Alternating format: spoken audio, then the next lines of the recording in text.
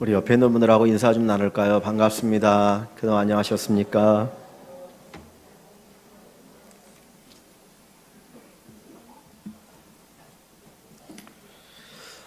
사람들이 제일 두려워하는 것 가운데 하나가 왕따 당하는 겁니다. 우리 아이들도 학교에서 왕따를 당하면 학교 가고 싶은 생각이 없지요. 놀아줄 친구도 없고 함께 밥 먹어줄 친구도 없으면 학교 가는 것이 정말 고통일 겁니다.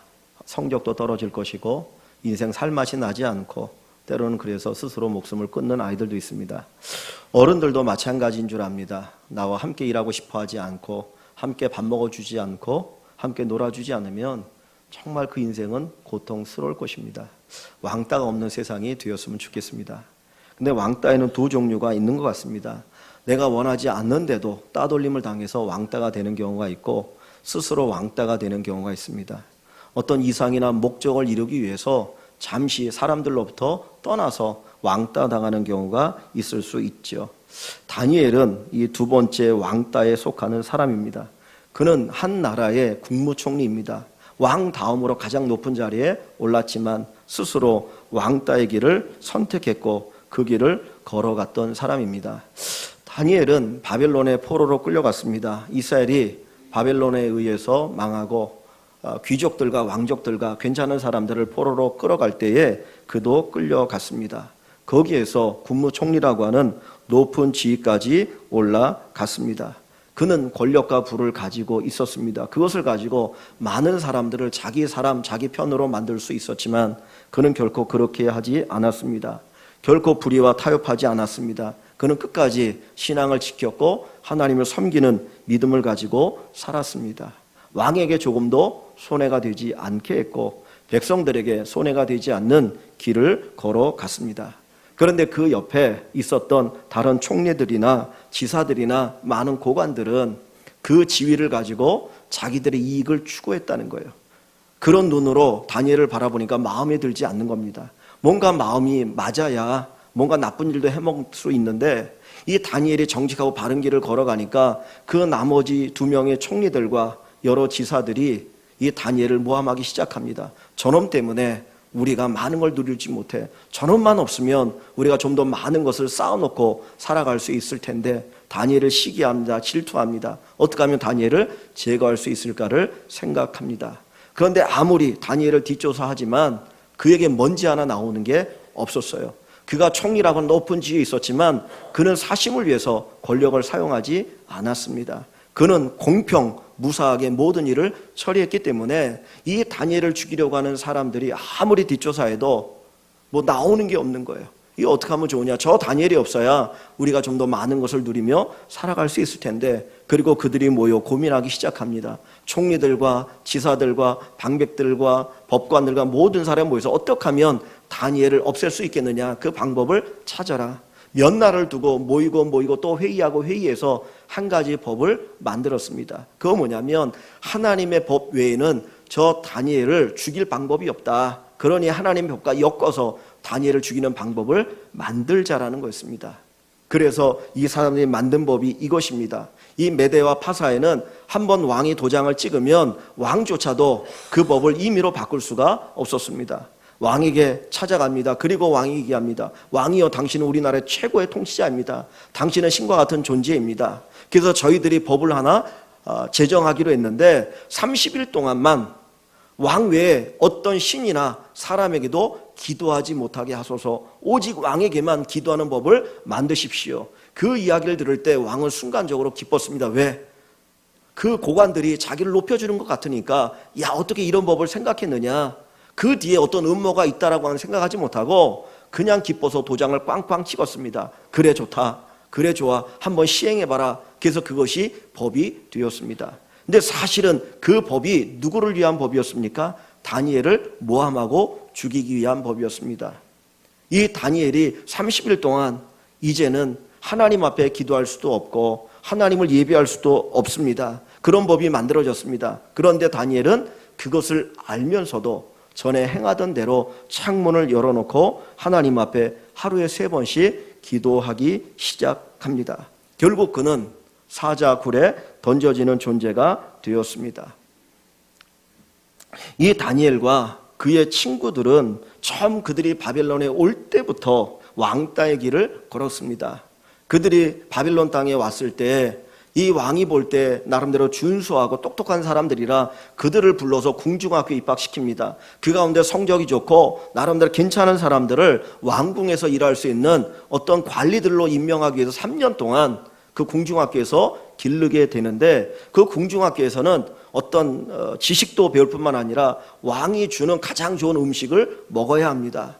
그래서 그 궁중학교에 있는 모든 사람들은 최고 음식이 주어집니다. 마치 우리나라의 사법연수원과 같은 곳이에요. 거기서 나름대로 잘 공부하면 이제 법관이 되거나 여러 가지로 나갈 수 있잖아요. 마찬가지로 궁중학교에 다니엘과 그의 친구 3명이 입학을 했는데 그 음식을 먹어야 되는데 그 음식을 보니까 이 우상에게 제물로 바쳐졌던 음식들인 거예요. 포도주가 나오고 좋은 고기가 나오고 맛있는 음식들이 나오지만 자기의 신앙으로는 그것을 먹을 수가 없었습니다. 그냥 먹어도 됐습니다. 왜? 유대 땅이 아니고 바벨론에 이미 사로잡혀 온 존재들이기 때문에 그 땅의 풍습 때문에 그 나라의 어떤 법 때문에 내가 이거 먹을 수밖에 없다라고 하면 그 누구도 다니엘이나 그의 친구들을 뭐라고 얘기할 수 없다라는 거예요. 그런데 다니엘과 그의 친구들은 나름대로 굳은 결심을 합니다. 그리고 그들을 지도하는 자를 찾아가서 우리는 하나님을 섬기는 사람들인데 우리는 우상의 제물을 먹을 수가 없습니다. 딱 열흘 동안만 우리를 시험해달라. 우리가 채소를 먹을 테니까 열흘 후에 우리의 얼굴이 고기를 먹고 산의 진미를 먹는 자들과 비교해서 우리가 못하면 우리가 그것을 먹겠다라고 이야기합니다. 이 다니엘은 처음부터 바벨론에 왔을 때부터 왕따의 길을 걸어갑니다. 다니엘의 친구들은 이 왕이 큰 인상을 만들어 놓고 온 나라의 고관들을 다 불러 모읍니다. 그리고 그 신상 앞에 절하게 합니다. 왕이 있는 낙성식입니다. 그런데 다니엘과 그의 친구들은 절하지 않았습니다. 그래서 결국은 풀무불에 던져지게 됩니다. 그들은 철저하게 왕따의 길을 걸어갑니다. 높은 지위에 있지만 조금만 타협하면 편안하게 믿음 생활할 수도 있고 거기서 편안하게 살아갈 수도 있는데도 불구하고 왜 그들은 왕따의 길을 걸어갈까요? 그 이유가 무엇입니까? 그것은 오직 한 가지, 믿음을 지키기 위함이었습니다. 그들은 믿음을 지키기 위해서 편한 길을 선택하지 않고 왕따의 길을 선택합니다. 오늘 사랑하는 성도 여러분, 여러분들은 어떤 길을 걸어가십니까? 왕따의 길을 걸어가십니까? 아니면 사람들에게 인정받는 길을 걸어가기를 원하십니까? 사도들은 이야기합니다. 내가 사람의 말을 들으랴 하나님의 말을 들으랴. 내가 사람을 기쁘게 하랴 하나님을 기쁘게 하랴. 이 다니엘에게 30일 동안 기도하지 않을 수도 있었습니다. 30일 기도하지 않는다고 해서 그가 문제가 생기는 것 아니지 않습니까? 오늘날 우리들 가운데 30일 동안 기도하지 않고 사는 사람도 더러 있습니다. 그죠? 일주일 동안 한 번도 기도하지 않아도 여러분 문제가 생기든가요? 무슨 사고가 나든가요? 아니요. 어떤 분들은 자녀들에게 이야기합니다. 야, 고3이니까 1년 동안만 교회 나가지 마. 신앙생활 뒤로 하고 대학 들어가면 교회 가. 그렇게 얘기하는 분들도 더러 있거든요. 30일입니다. 30일만 기도하지 않으면, 30일만 하나님 믿는 거 티내지 않으면 그는 평안하게 자기의 목숨 보존하고 총리로서 살아갈 수 있었습니다. 그런데 다니엘은 그 길을 선택하지 않았다라는 거예요. 혹 기도한다 할지라도 아무도 모르게 창문 다 닫아놓고 문 꼭꼭 잠가놓고 보지 못하도록 하고 그리고 기도할 수 있지 않습니까? 뭐 이 당시에 CCTV가 있는 것도 아니고 몰래카메라가 설치되어 있는 것도 아니고 문 닫아놓으면 몰라요. 아니면 입을 뒤집어 쓰고 잠잘 때 그때 하나님 앞에 기도해도 될 수 있거든요. 그런데 다니엘은 보란듯이 윗방에 올라가서 창문들을 활짝 열어놓고 모든 사람들이 보도록 하고 하루에 3번씩 무릎을 꿇고 예루살렘을 향하여서 기도합니다. 우리 같으면 그 기도를 드릴 때 원망이 있을 수도 있어요. 탄식이 있을 수 있어요. 하나님, 내가 이 땅에서도 그래도 하나님을 잘 섬기고 있는데 왜 이런 고난이 다가옵니까? 이런 핍박이 다가옵니까? 어찌 이럴 수 있습니까? 그럴 수 있는데 다니엘은 오늘 6장 10절에 보면 하나님 앞에 감사하였더라. 하나님 앞에 감사했더라. 자기를 죽이기 위한 법이 제정되었는데도 불구하고 그것을 알면서도 하나님 앞에 감사하였더라. 아마 다니엘의 마음속엔 그런 생각이 있었던 것 같아요. 하나님, 이 법으로 인해서 내 믿음을 시험할 수 있는 기회가 되게 하시니 감사합니다. 정말 내가 하나님을 사랑하는지 사랑하지 않는지를 알 수 있는 기회를 주시니 감사합니다. 아마 그 믿음의 고백을 가지고 이 다니엘은 오히려 감사의 기도를 드렸던 것 같습니다. 다니엘은 한순간도 믿음을 포기할 수가 없었습니다. 다니엘은 국무총리라고는 직책보다도 하나님이 더 귀했습니다. 다니엘은 자기의 목숨보다도 하나님이 더 귀했습니다. 이 세상에 가장 가치 있는 그 어떤 것보다도 믿음이 소중했고 하나님이 소중했고 그리고 믿음의 사람으로 살아가는 것이 소중했습니다. 다니엘은 하나님을 사랑하는 사람이었습니다. 오늘 우리들에게 있어서 신앙은 무엇입니까? 다니엘에게 있어서 신앙의 가치는 국무총리보다 더 귀한 것이었고 자기 목숨보다 더 귀한 것이었습니다. 그렇다면 여러분에게 있어서는 신앙이란 어떤 가치가 있습니까? 내가 예수를 믿는다고 하는데 그 예수님이 나에게 얼마만한 가치가 있는가 하는 것입니다. 믿음을 위해서 내가 포기한 것이 무엇입니까? 정말 하나님을 위해서 내가 포기한 것이 있었습니까? 다니엘은 하나님 때문에 그 믿음 때문에 하나님 앞에 기도하는 것 때문에 총리라고 하는 고위직을 포기했고 자기의 목숨도 포기했습니다. 여러분, 예배를 위해서 혹 포기해 보신 것이 있습니까? 과거에 우리 믿음의 선배들은 주일 성수에 목숨을 걸었습니다. 주일을 지키기 위해서 그들은 다른 것을 다 내려놓고 하나님 앞에 예배하기를 힘썼습니다. 결혼식이 있어도 뒤로 미뤘습니다. 장례가 있어도 3일째 되어지면 주일을 지나서 4일장을 지내면서 믿음을 지켰고 하나님을 예배했습니다. 그런데 어느 순간부터 우리에게 주일 성수라고 하는 개념이 사라져 버렸습니다. 그냥 주일 예배는 내가 예수 믿으니까 한번 드려야 되는 의식이 되어진 것은 아닙니까? 정말 내가 예배를 드리기 위해서 다른 것들 내려놓고 포기한 것이 우리에게 무엇이 있습니까? 우리가 하나님이 나에게 어떤 존재라고 하는 것은 내가 포기한 것을 보면 알 수 있어요. 내가 정말 하나님을 위해서, 믿음을 위해서, 예배를 위해서 포기한 무언가가 있다면 그것만큼 우리가 하나님을 사랑하는 것이고 하나님이 나에게 가치가 있는 존재가 되어지는 것입니다. 세상과 적당히 타협하며 살아간다면 편하게 살 수도 있을 것입니다. 그래서 어떤 분들은 주일에는 그리스도인처럼 평일에는 그리스도를 모르는 사람처럼 살아가는 사람들이 많이 있습니다. 카멜레온처럼 정말 순간순간적으로 변하면서 살아가는 사람들이 많이 있죠. 세상이 우리에게 요구하는 대로 살아간다면 아마 편하게 살아갈 수 있을지 모릅니다. 세상에서 성공할 수도 있고요. 인기를 얻을 수도 있고요. 그리고 많은 점수를 얻을 수도 있고 그리고 성공할 수도 있고 승진할 수도 있을 것입니다. 주변에 아마 사람들이 많이 모여들 수도 있을 것입니다. 그런데 제대로 믿음 생활 하려고 하면 있는 친구들도 떠나갈 수 있다는 거예요. 내가 제대로 믿음 생활 하려고 하면 손해볼 수도 있고요. 밥을 혼자 먹어야 될 수도 있고 사람들이 나와 함께 일하는 것을 싫어할 수도 있을지 모릅니다. 여러분은 어떤 길을 걸어가시겠습니까? 다니엘은 왕따가 되는 길을 걸어갔습니다.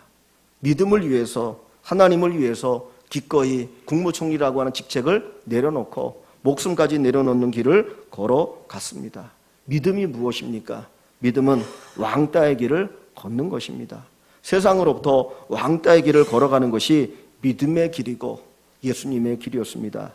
예수님께서는 철저하게 왕따의 길을 걸어가셨습니다. 예수님의 사역을 시작하자 수많은 사람들이 몰려들기 시작했습니다. 기적을 일으킬 때 많은 사람들이 몰려들었습니다. 그러나 예수님 결코 그들에게 자신을 의지하지 않았다 그랬어요. 왜?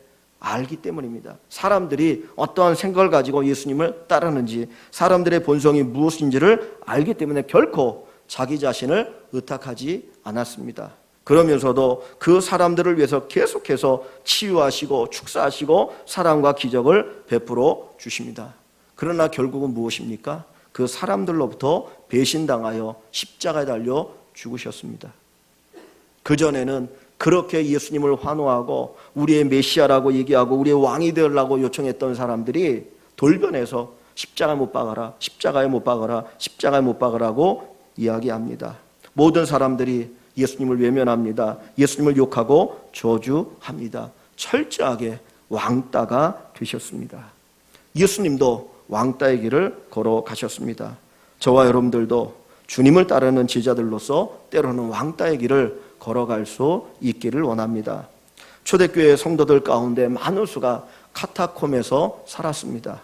믿음을 지키기 위해서 산속에 굴러 들어가는 것입니다. 그런데 어떤 사람은 태어날 때 카타콤에서 태어나서 죽을 때까지 그곳에서 죽는 사람들도 있었다고 합니다. 햇볕을 한 번도 보지 못하고 그 어두침침한 그곳에서 살다가 죽어갔던 사람들이 있습니다. 왜 그렇습니까? 믿음을 지키기 위함이었습니다. 로마의 원형 경기장에서 사자의 밥이 되어가면서 죽었던 사람들도 있습니다. 왜 그렇습니까? 믿음을 지키기 위하기 때문이었습니다. 하나님을 사랑했기 때문입니다. 그들이 나는 예수 모른다, 나는 예수 모른다 한마디만 했다면, 한마디만 외치면 목숨을 보존할 수도 있었습니다. 그러나 그들은 예수님을 모른다고 외치지 않았습니다. 그냥 죽어갔습니다. 왜입니까? 믿음 때문입니다. 하나님을 사랑했기 때문입니다. 하나님 너무나 가치가 있는 분이기 때문입니다. 내 목숨보다 더 귀한 분이기 때문에 그분을 위해서 기꺼이 목숨을 내어놓을 수가 있었던 것입니다. 이 다니엘은 하나님을 너무 사랑했기 때문에, 하나님이 너무나 귀한 분이었기 때문에 그 30일을 참을 수가 없었어요. 하루도 참을 수가 없었어요. 그 법이 시행되는 그 첫날 집에 돌아와서 이전에 하던 대로 평상시와 아무런 다를 바 없이 창문을 열어놓고 하나님 앞에 기도합니다. 결국은 이 다니엘이 사자굴에 던져지게 되었습니다. 다니엘이 무슨 행동을 하는가 엿보던 사람들이 왕에게 찾아가서 이야기합니다. 왕이여, 당신이 이런 명령을 내리지 않았습니까? 그런데 저 다니엘이 왕의 명령을 어기고 자기가 섬기는 하나님께 기도했습니다. 법대로 사자굴에 던져 넣으십시오. 결국 다니엘은 사자굴에 던져집니다. 그러나 하나님께서는 이 다니엘이 기꺼이 하나님을 위하여 포기할 때, 왕따의 길을 걸어갈 때 가만히 계시지 않았다라는 것입니다. 오늘 본문 말씀을 보면 24절 한번 보시기 바랍니다.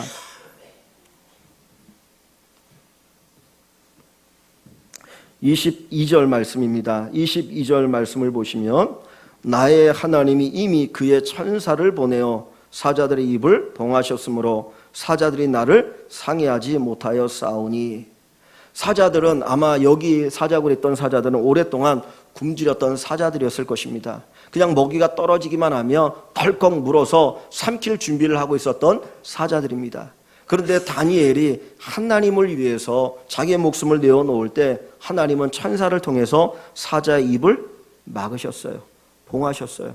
그 사자들이 감히 입을 열어서 다니엘을 삼킬 수가 없었던 것입니다. 하나님을 위해서 헌신할 때, 하나님을 위해서 기꺼이 자기를 포기할 때 하나님도 그 다니엘을 지켜주셨습니다. 오늘 사랑하는 성도 여러분, 여러분들이 하나님을 위해 포기할 때 하나님이 여러분과 함께 하십니다. 여러분을 지켜주십니다. 하나님의 보호하심이 함께 하게 됩니다. 이 다니엘이 하나님을 위하여서 왕따의 길을 걸어가고 기꺼이 자기의 목숨을 내어놓을 때 그는 왕이 자기를 얼마나 사랑하는지를 알게 됩니다. 14절을 봅니다. 14절 말씀. 왕이 이 말을 듣고, 그 법령이에요. 법령을 어긴 다니엘에 대한 이야기를 들은 겁니다. 왕이 이 말을 듣고 그로 말미암아, 다니엘로 말미암아 심히 근심하여 다니엘을 구원하려고 마음을 쓰며 그를 건져내려고 힘을 다하다가 해가 질 때에 이르렀더라 했습니다. 어떻게 하면 다니엘을 구원할 수 있을까? 그는 왕으로서 할 수 있는 모든 일을 다하면서 이 다니엘을 구원하려고 합니다. 그러나 법이 이미 만들어졌기 때문에 왕일지라도 할 수 없는 거예요. 그러나 단 한 가지 알 수 있는 건 뭡니까? 왕이 다니엘을 얼마나 사랑하는지를 알게 된다는 거죠. 16절을 보면 이에 왕이 명령하여 다니엘을 끌어다가 사자굴에 던져 넣는지라. 아마 눈물을 흘리면서 가슴을 치면서 다니엘을 사자굴에 던져 넣었을 겁니다. 그러면서 왕이 얘기합니다. 왕이 다니엘에게 이르되 내가 항상 섬기는 너의 하나님이 너를 구원하시리라. 네가 섬기는 하나님이 너를 구원하시리라. 내가 간절히 원한다는 거죠. 뭐를 보여줍니까? 왕이 얼마나 다니엘을 사랑하는지를 알게 되는 거예요. 그 전까지는 이 왕이 다니엘을 얼마나 사랑하는지 잘 몰랐습니다. 그리고 다니엘이 자기에게 얼마나 필요한 존재인지 몰랐습니다. 그런데 이 사건을 겪고 나니까 정말 다니엘이 귀중한 존재구나, 다니엘이 나에게 너무나 소중한 존재구나 하는 것을 깨달았다는 거예요. 자기 믿는 하나님을 위해서 기꺼이 목숨까지 내어놓는 존재라면 저런 신하는 나를 위해서 정말 절대적으로 충성할 수 있을 것이다. 그것이 이 왕이 깨달은 거예요. 왕은 자기의 손해가 되지 않기 위해서 총리들을 임명했거든요. 그러고 나니까 이 다니엘의 믿음을 보니까, 그 의리를 보니까, 그 신실함을 보니까 정말 저 사람이 나를 위한 존재요, 나를 위한 충성된 신하라고 하는 것을 알게 되었다라는 겁니다.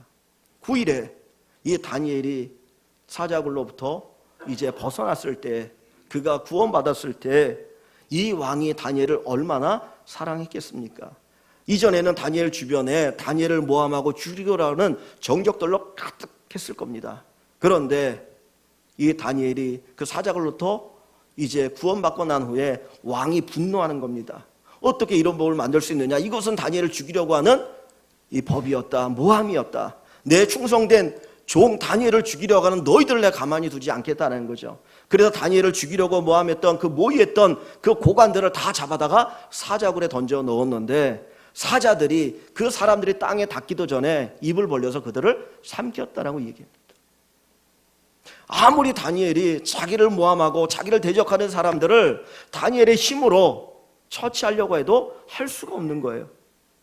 그런데 이 사건을 통해서 오히려 다니엘을 모함했던 사람들, 해하려고 했던 사람들을 하나님께서 제거해 주시는 놀라운 복을 내려주십니다.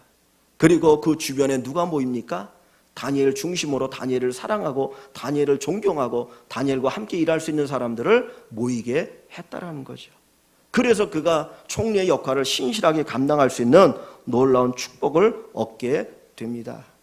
우리가 주를 위해서 왕따가 되어지면 신실한 믿음의 사람들을 하나님이 붙여주셔요. 어떤 학생들이 그런 얘기를 합니다. 내가 예수 믿는 것 때문에 학교에서 왕따가 되었어요.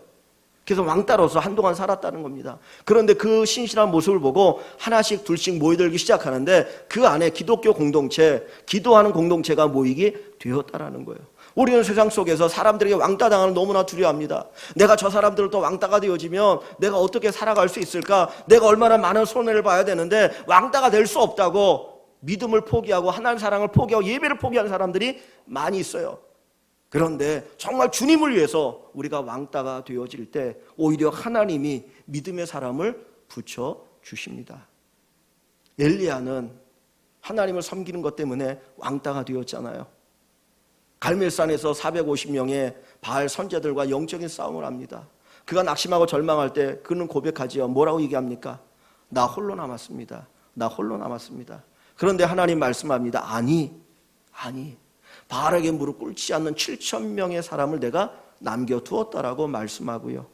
그들이 선지자 생도가 되어지고 그 가운데 한 사람이 누구입니까? 엘리야의 후계자가 엘리사가 되어집니다. 내가 주님을 위해서 세상에서 왕따가 되어지면 하나님께서는 신실한 사람들을 붙여주셔요. 정말 나를 배신하지 않는 사람, 나와 함께 믿음으로 살아갈 수 있는 사람, 서로를 위해서 기도해주고 동력하고 서로를 아낌없이 사랑해 줄 수 있는 사람들을 하나님이 붙여주신다라는 겁니다. 이 다니엘이 바벨론의 포로로 끌려갔습니다. 여러분 생각해 보십시오. 이 고대 이 당시에는 그들이 섬기는 신이 능력이 있으면 전쟁에 승리하고 능력이 없으면 전쟁에 패한다고 생각했어요. 그래서 전쟁은 자기들이 믿는 신들과의 싸움이라고 생각했습니다. 그런데 이스라엘이 바벨론에 멸망하고 포로로 끌려갔을 때 그 메대 바사 바벨론에 있는 사람들이 이스라엘의 하나님 여호와를 어떻게 생각했겠습니까? 무능해서, 능력이 없어서 자기 백성들도 보호하지 못하는 신이라고 생각했겠죠. 그런데 이 다니엘이 사자굴에서 건짐받는 이 기적을 통해서 이제 그 땅에 복음이 전해지기 시작합니다. 24절을 봅니다.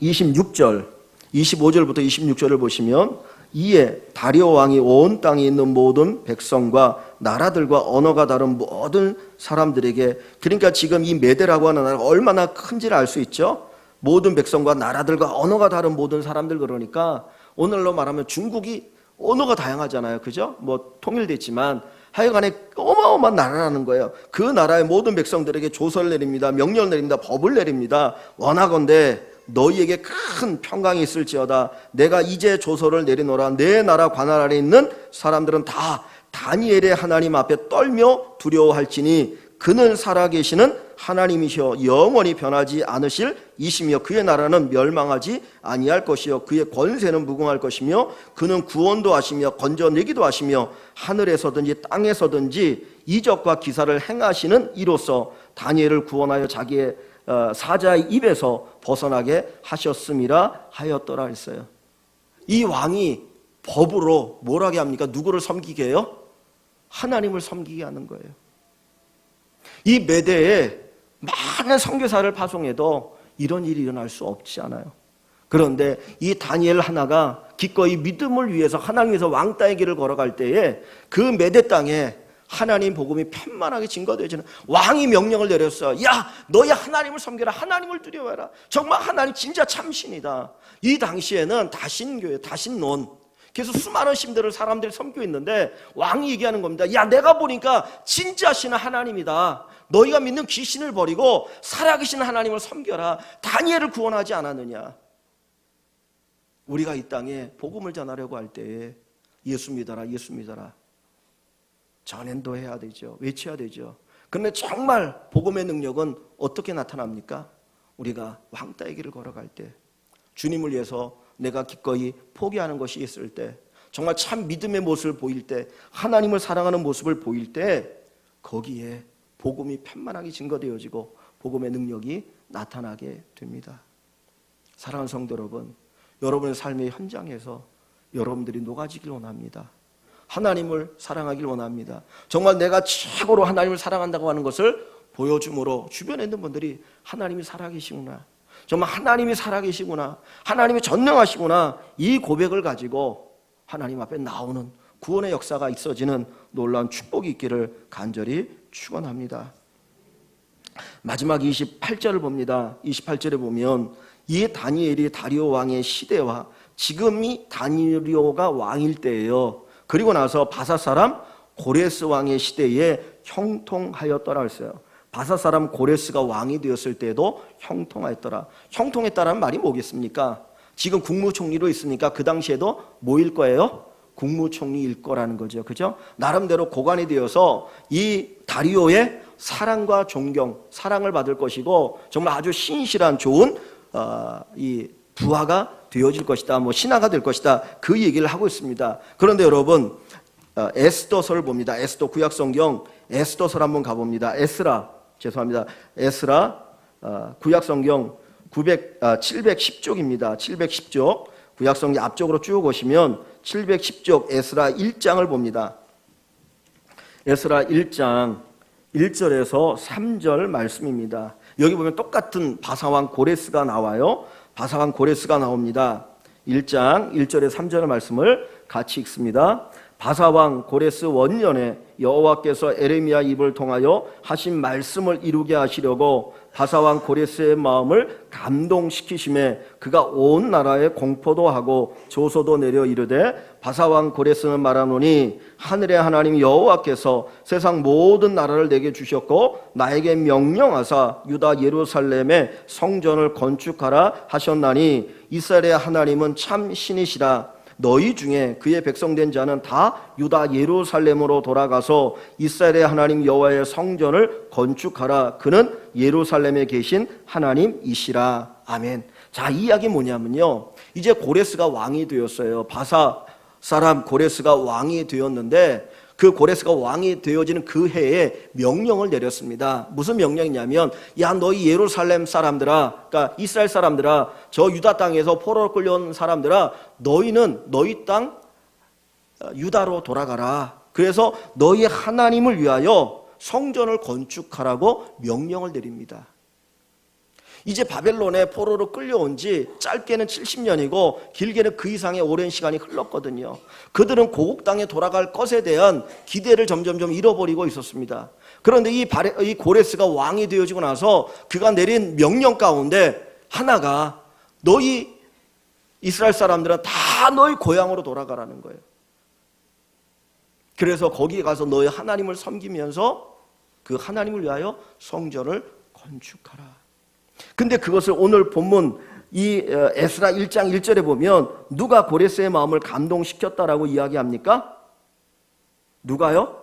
여호와께서 에레미야 입을 통하여 70년이 되어지면 너희가 돌아갈 것이다 라고 하는 예언의 말씀을 주셨는데 그 말씀을 이루게 하시려고 바사왕 고레스의 마음을 감동시켰다 그랬어요. 여호와 하나님이 고레스 왕의 마음을 감동시켰다는 거예요. 여러분 한번 생각해 보십시오. 하나님께서 고레스의 마음을 감동시키는데 고레스가 하나님을 섬기던 사람인가요? 안 섬기던 사람인가요? 안 섬기던 사람이에요. 이 고레스는 하나님 섬기는 사람이 아니에요. 그런데 하나님께서 어떻게 고레스의 마음을 감동시킬 수가 있을까요? 그냥 꿈속에 나타나가지고 야, 너 유다에서 끌려온 포로들 있지? 그들 가나안 땅으로 돌아가서 거기 성전 짓고 나를 섬기게 해라. 뭐 혹 그럴 수 있을지 몰라요. 그런데 그거는 아주 극히 가능성이 적습니다. 아까 다니엘 6장 마지막 28절에 보면 다니엘이 어느 시대까지 형통했더라고요? 고레스 시대에 형통했다고 했어요. 그러면 고레스의 최측근이 누구라는 거예요? 다니엘이라는 거예요. 다니엘의 그 이야기를 누가 들어요? 고레스가 듣죠. 다니엘이 왜 예루살렘을 향해서 하루에 3번씩 기도한 줄 아십니까? 솔로몬의 기도를 알기 때문이에요. 우리가 하나님을 제대로 섬기지 못해서 전쟁에 패하여 나라가 망한 포로로 끌려갈 때라도 예루살렘을 향하여 기도하면 우리의 기도를 들으시고 돌아오게 해달라고 솔로몬이 기도했어요. 하나님이 내가 응답하겠다라고 약속하셨어요. 또 이 다니엘은 에레미야를 통해서 하나님 70년이 차면 바벨론 땅으로 돌아가게 할 것이라는 예언의 말씀을 알고 있었어요. 그 두 가지를 기억했기 때문에 이 다니엘은 기도하는 거예요. 창문을 열어놓고 죽이려면 죽여라. 나는 하나님을 믿는다. 그리고 기도했습니다. 그렇기 때문에 이 다니엘이 그 두 가지 사실을 알고 있기 때문에 이 고레스 왕의 최측근이 된 다니엘이 그 고레스 왕이 뭘 얘기했겠습니까? 이사야 45장에 보면 하나님이 고레스를 세우셨다 그랬어요. 그를 내 사람이라고 얘기합니다. 그러니까 하나님은 다니엘을 통해서 고레스의 마음에 감동이 일어나게 하시고 이스라엘 백성들을 고국으로 돌아가게 하시는 거예요. 하나님을 섬기던 신실한 믿음의 사람 하나, 하나님에서 기꺼이 내가 포기할 수 있던 사람, 자기의 목숨보다 하나님 더 사랑했던 그 한 사람을 통해서 민족을 구원하는 역사를 바꾸시는 하나님 놀라운 일들이 일어납니다. 우리는 권력이 바뀌면 뭔가 바뀔 거라고 생각합니다. 그러나 사실 권력은 부패하기 쉬워요. 타락하기 쉽습니다. 그래서 몇 년에 한 번씩 투표하는 거 아닙니까? 근데 신실한 믿음의 사람, 하나님을 그 어떤 것보다도 사랑했던 이 다니엘, 기꺼이 그 하나님에서 왕따의 길을 걸어갔던 사람, 하나님에서 자기의 목숨까지 내어놓겠다라고 고백했던 그 다니엘을 통해서 하나님은 민족을 살리십니다. 그 이방 땅에 그리스도의 복음이 증거되어지게 하십니다. 자기를 위해서 왕따가 되어질 때 하나님 신실한 사람들을 붙여주시는 거예요. 돈 때문에, 명예 때문에, 권력 때문에 붙어있던 사람이 아니라 정말 다니엘을 사랑하기 때문에, 다니엘을 존경하기 때문에 함께 하기를 원하는 사람들을 하나님이 붙여주셨습니다. 여러분, 하나님을 위한 거룩한 왕따가 되기를 원합니다. 그 어떤 것보다도 하나님을 가장 사랑하기를 원합니다. 주님 말씀합니다. 나를 존중히 여긴 자를 내가 존중히 여기고, 우리가 하나님을 존중히 여기면 하나님도 우리를 존중히 여기신다 그랬어요. 너희가 나를 시인하면 나도 아버지 앞에서 너희를 시인할 것이다. 우리가 하나님을 위해서 포기한 것이 있습니까? 몇 배로 갚아 주실 것입니다. 갈라디아서를 통해서 주님 말씀합니다. 사람이 무엇이든지 심은 대로 거두리라. 정말 하나님 앞에서 내가 심은 것이 있다면, 포기한 것이 있다면 하나님은 거두게 하십니다. 부모님들이 포기하셨습니까? 부모 때 주님을 위해서 뭔가 포기한 것이 있습니까? 분명히 자식 때, 손주들 때 하나님 풍성하게 거두게 하실 것입니다. 내가 주를 위해서 물질을 포기했습니까? 하나님 물질로 주실 것입니다. 시간을 포기했습니까? 시간을 주실 것입니다. 건강을 포기했습니까? 건강을 주실 것입니다. 내가 포기한 것이 있다면 하나님 반드시 갚아주실 것입니다. 오늘 사랑하는 성도 여러분, 하나님을 믿으시기 바랍니다. 다니엘은 하나님을 믿었다 그랬어요. 하나님을 믿었기 때문에 그는 기꺼이 사자굴에 던져지는 것을 감수하면서 기도합니다. 이 믿음이 우리 일광의 모든 식구들에게 있어지시기를 주의 이름으로 간절히 축원합니다.